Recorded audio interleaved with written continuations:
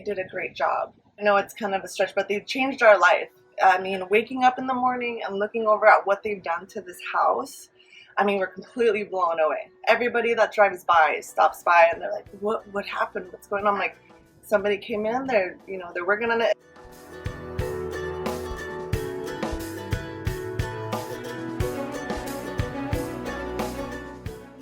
My name is Barbara Gonzalez. I've been living next door since 2016. My aunt actually lives next door. So growing up, we had already heard about this house, how it was abandoned. I didn't realize how much it was going to affect us. I mean, it was pretty bad. People were coming in, people we didn't know were starting to come and squat, which was very scary. The police would drive by. They knew who we were because we would call so often. I mean, they try to keep it nice and clean, but I mean, it was kind of a jungle over there. There was an entrance in the back of this garage, and they would go in the back there, and the neighbors would see and call the police, and that was the problem that we had. Then they would be gone, then a little while later, somebody else, and the neighbor next door says, I'm always chasing somebody out of that garage. My name is Eddie. I work for California Receivership Group. I'm the project manager.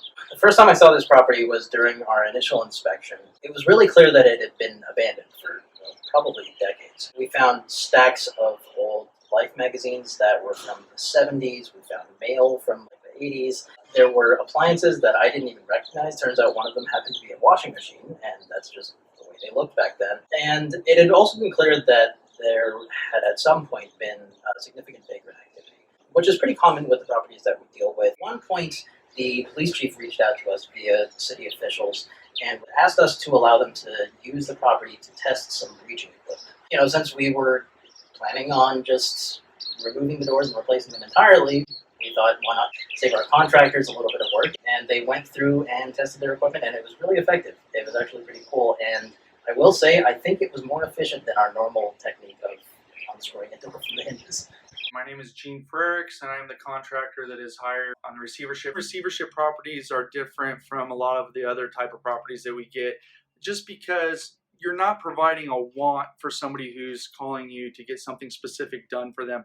You're really providing a need for the neighborhood, the community. Hello, my name is Gerald Hurston, and I'm a superintendent on this job and a finisher.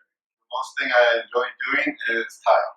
Third generation, and my father and grandpa do this for a living, and they passed it down to me. It was nice to see interaction going on. Seeing people work, seeing these guys work really hard every day, making my neighborhood look good. It actually was a nice distraction from COVID, actually. I would come and stand on the corner of the property and watch. They got to know me. I'm Annette Kilgis-Kroll, and I'm the renovation specialist for the California Receivership Group. Let me take you inside. I'll show you the changes. We wanted a family feeling for the house that was very open. So if someone was in the kitchen, they could watch the television in the living room. If somebody was outside, they could see what was going on inside.